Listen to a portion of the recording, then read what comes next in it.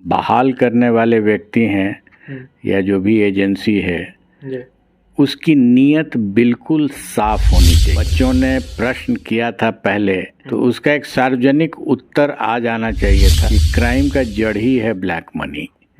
Black money crime से generate होता है और ब्लैक मनी से क्राइम जनरेट होता है। आ रहे हैं कि अफसरों की जो नज़दीकियाँ है वो कहीं ना कहीं एक पार्टी विशेष के प्रति लगाव दिख जाता है और वो उनके रिटायर होते या फिर उस पीरियड में ही दिख जाता है। अफसर को कैसा नहीं होना चाहिए जी, अफसर को नेता नहीं होना चाहिए, यही इसका उत्तर। नमस्कार, मैं हूं सिंह आदर्श और मेरे साथ आप देख रहे हैं बिहारी कलेजा। आज विशेष मुलाकात एक विशेष मेहमान से, डॉक्टर अभ्यानंद सर हैं हमारे साथ बैठे हुए हैं।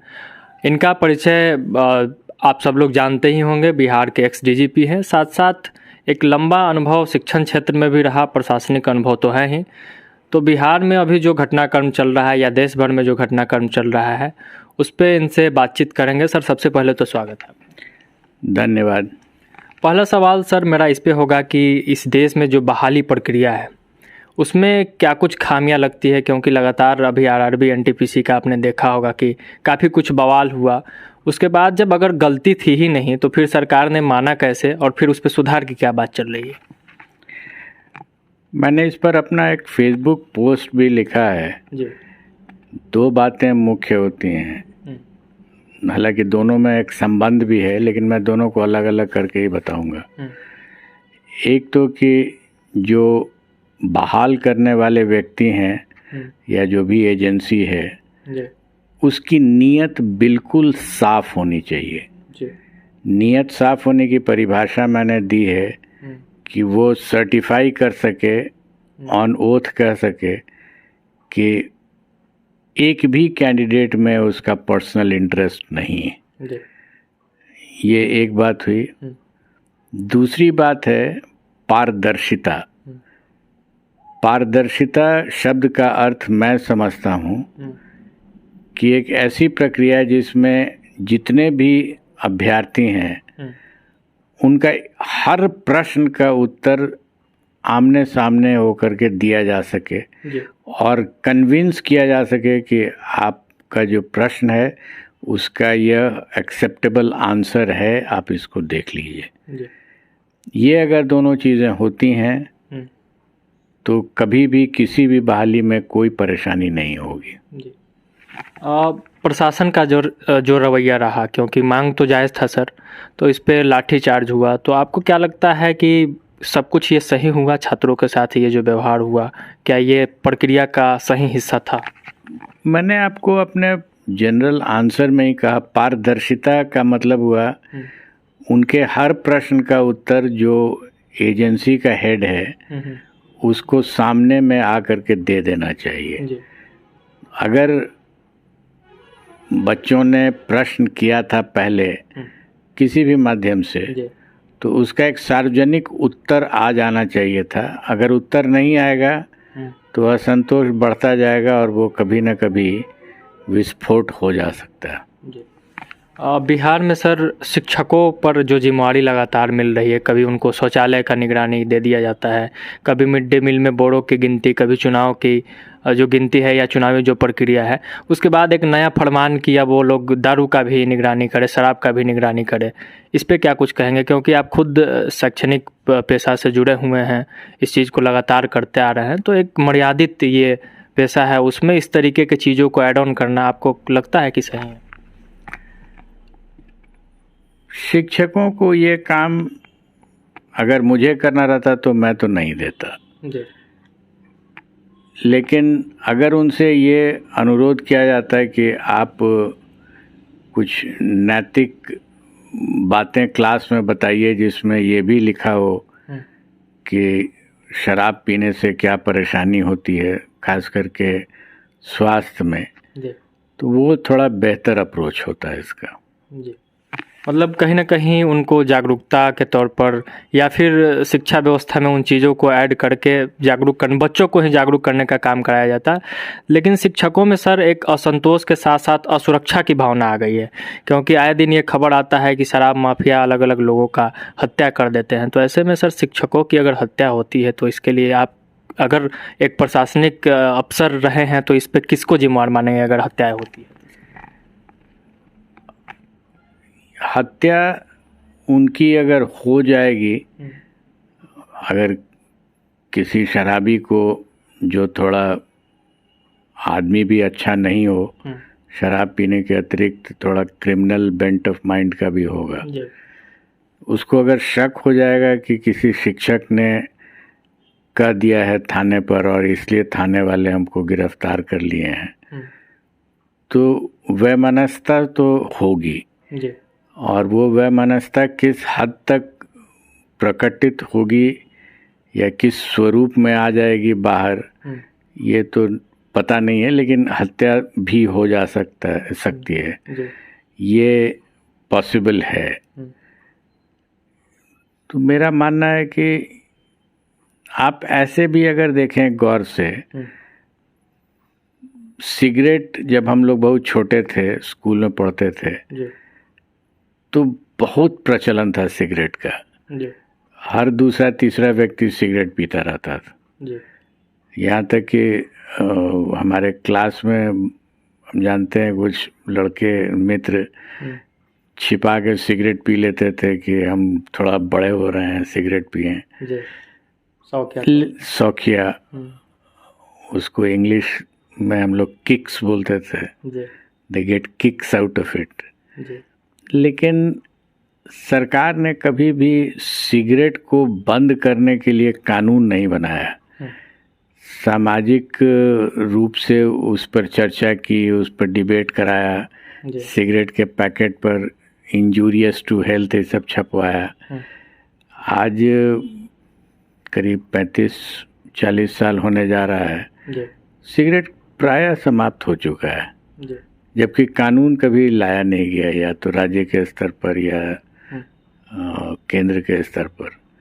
तो ये एक बहुत बड़ा लेसन है। जो चीज़ हम चाहते थे कि लोग नहीं सेवन करें, उन्होंने बंद कर दिया। थोड़ा वक्त लगा, लेकिन समझाना पड़ा लोगों को।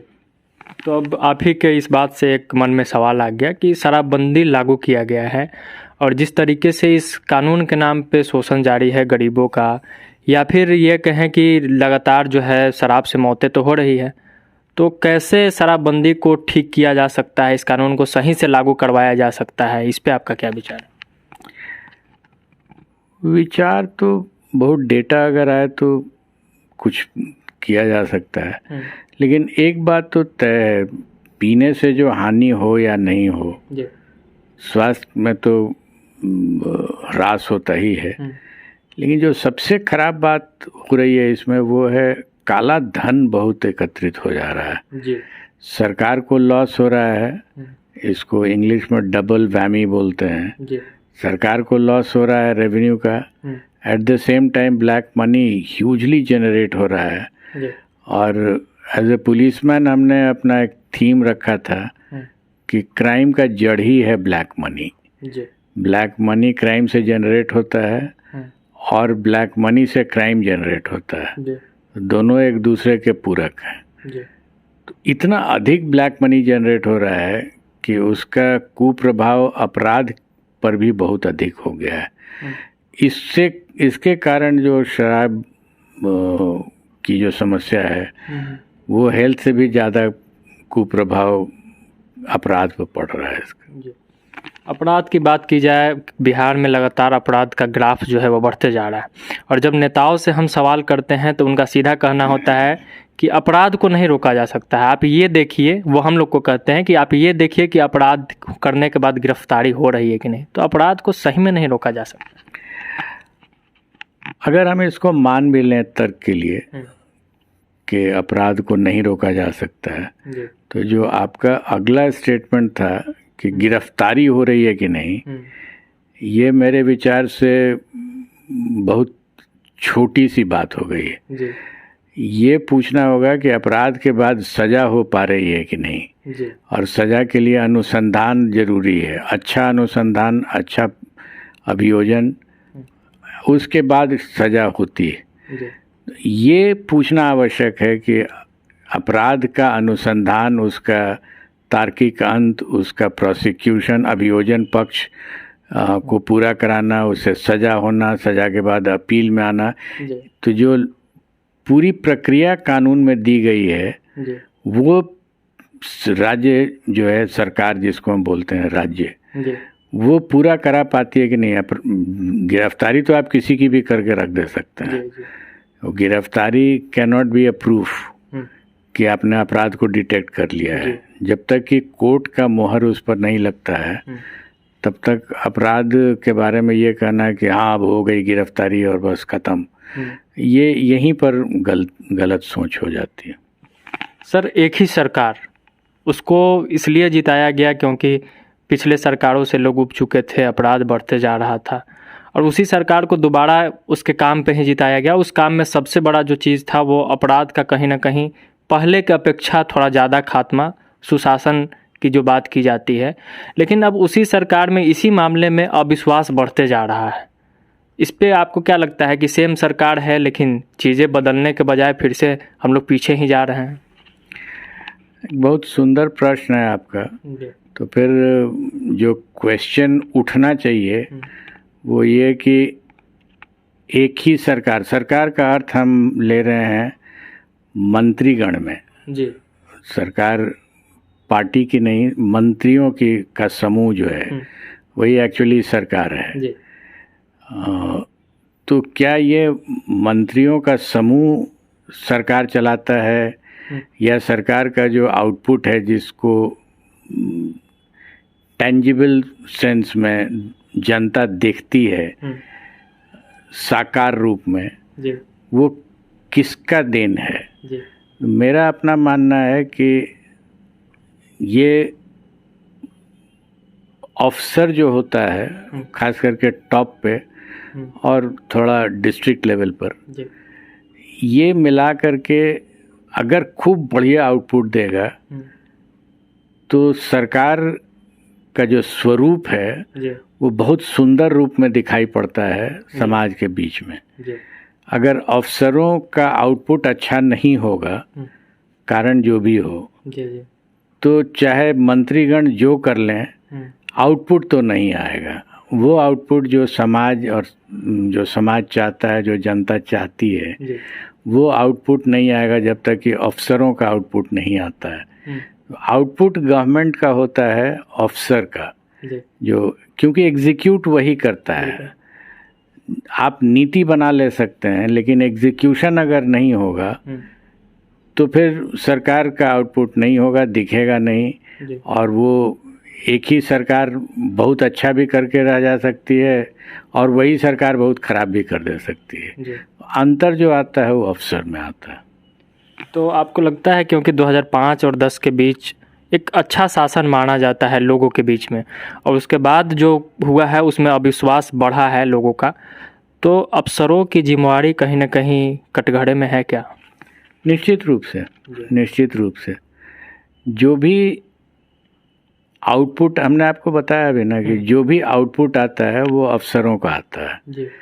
अफसर अगर बहुत अच्छे से एग्जीक्यूट कर देगा तो आउटपुट सुपर्ब होगा, बहुत सुंदर आउटपुट मिल सकता है आम जनता को भी, क्योंकि आम जनता को जो देने वाला पदाधिकारी है वो तो DM, SP, BDO, CO, output तो वही देता है, करता वही है।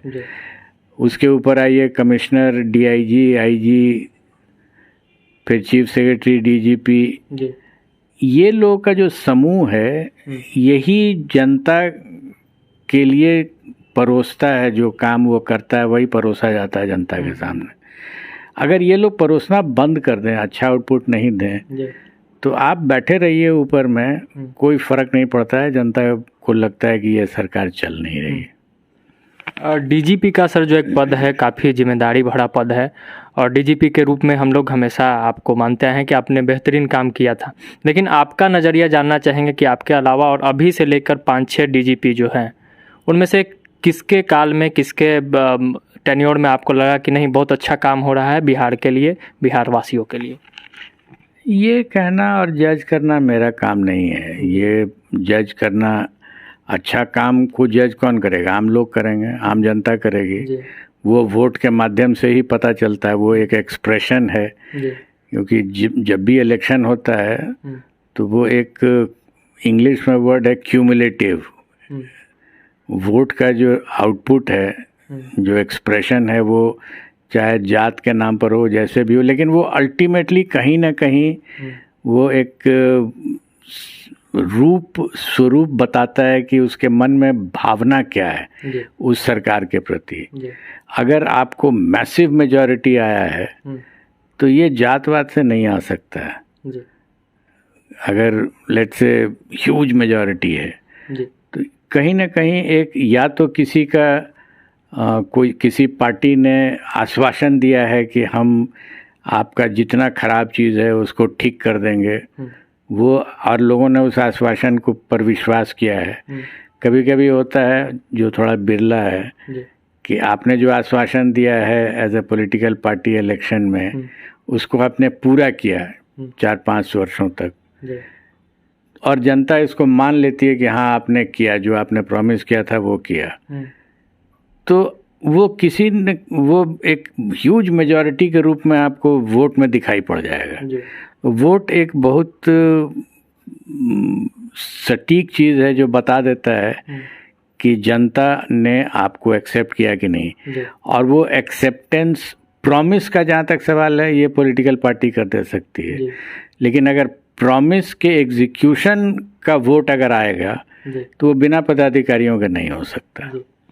एक सवाल समझने का दृष्टिकोण से कि एक अफसर को कैसा होना चाहिए, क्योंकि लगातार हम लोग देखते आ रहे हैं कि अफसरों की जो नज़दीकियाँ है वो कहीं ना कहीं पार्टी विशेष के प्रति लगाव दिख जाता है, और वो उनके रिटायर होते या फिर उस पीरियड में ही दिख जाता है।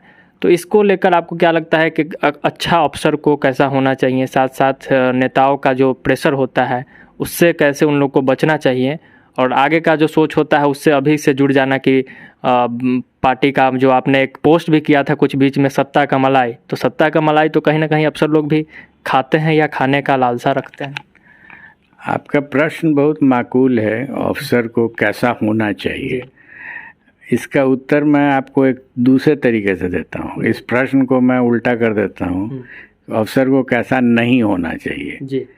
अफसर को नेता नहीं होना चाहिए, यही इसका उत्तर। मतलब अफसर को नेता नहीं, अफसर को अफसर होना चाहिए, वहीं काम कर। एक सवाल सर मेरे मन में आया कि आपने बता दिया कि आरआरबी एनटीपीसी में सरकारों को क्या करना चाहिए, और जो बोर्ड से ये बहाली प्रक्रिया करती है उनको क्या करना चाहिए, लेकिन अफसर के तौर पे जब ये जिम्मेवारी मिलता है कि लाठी चार्ज करवाया जाए, इसे मैनेज कराया जाए, तो अगर आप होते इस वक्त में तो क्या करते? आपने सुना होगा बड़े बड़े बांध होते हैं, बांध टूट जाते हैं जी।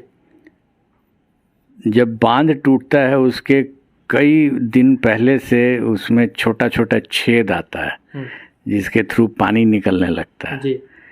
उस समय अगर आप ध्यान नहीं दीजिएगा तो वो छेद बड़ा हो जाता है जी। तो जब बड़ा होकर के बांध टूट चुका होगा या पानी बेतहासा बह रहा होगा, उस समय आप कुछ नहीं कर सकते हैं जी। ये शुरुआत में जो पहला पिटीशन आया होगा कि ये गड़बड़ी हो गई है, उस समय अगर इसको टैकल किया जाएगा तो उसी समय पहला छेद जो हुआ है उस समय अगर आप रोक लीजिएगा, उसको व्यवस्थात्मक रूप से रोक लीजिए, या अगर व्यवस्था नहीं है तो लेकिन एड्रेस कीजिए, उसको डायरेक्टली एड्रेस कीजिए, तो रुक जाएगा। लेकिन अगर आप चाहिएगा कि आधा बांध टूट चुका है, सब्र का बांध टूटा हुआ है, उस समय आप तो उपाय ही कुछ नहीं है, तो लाठी ही चलिए, हो सकता है गोली भी चलानी पड़ जाती जी। एक सवाल ये सर कि क्राइम पर बात हमेशा होती है कि बढ़ते जा रहा है, तो इसको कंट्रोल करने के लिए कुछ उपाय, कुछ विचार आपका कि कैसे किया जाए अभी के समय में?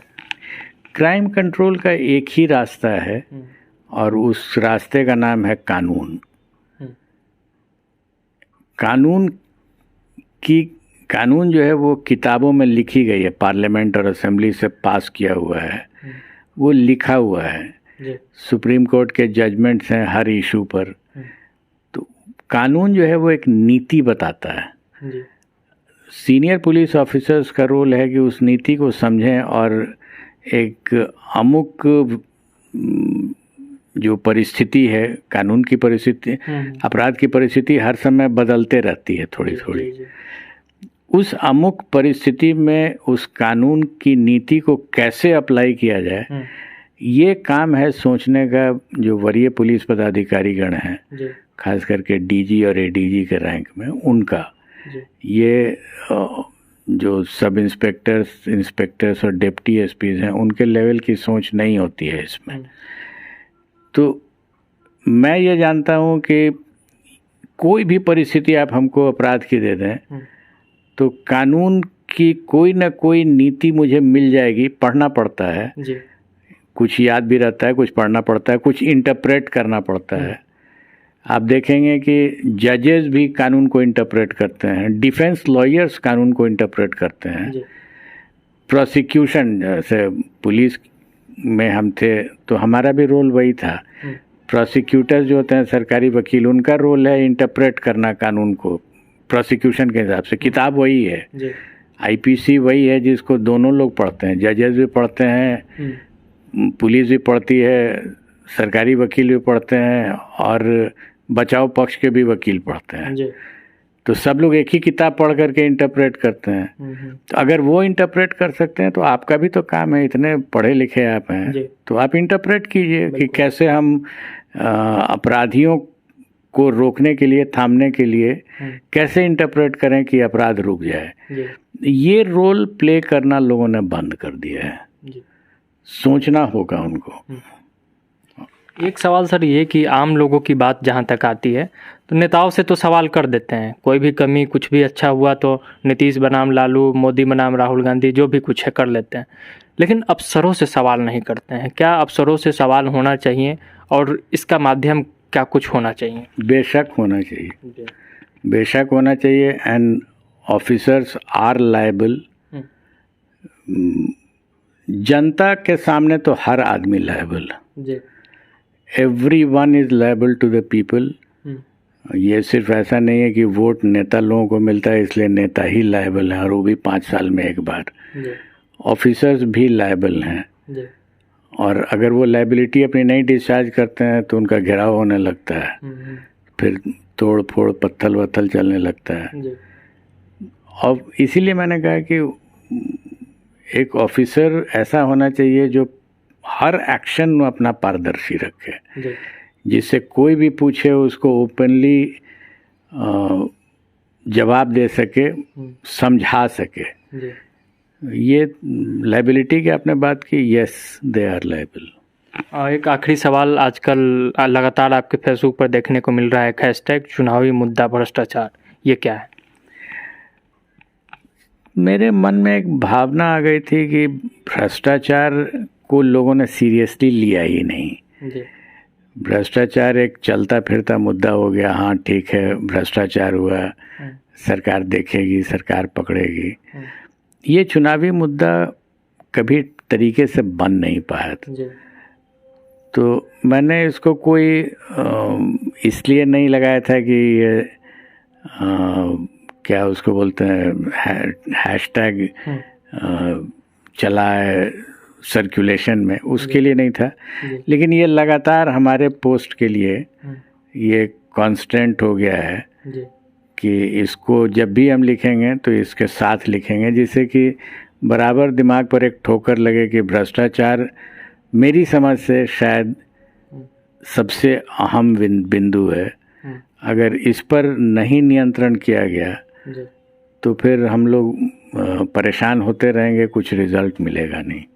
बहुत बहुत धन्यवाद सर। तो ये थे अभ्यानंद सर जिन्होंने अपने अनुभवों को हमसे साझा किया, इसके लिए इनको बहुत बहुत धन्यवाद। इस वीडियो को ज़्यादा से ज़्यादा लोगों तक शेयर ज़रूर करें ताकि बहुत कुछ आपको समझने को इस वीडियो से ज़रूर मिल जाएगा। बहुत बहुत धन्यवाद। बिहारी खरेजा देख रहे थे आप, अगर हमें फेसबुक पर देख रहे हैं तो पेज को फॉलो कर लें, यूट्यूब पर देख रहे हैं तो चैनल को सब्सक्राइब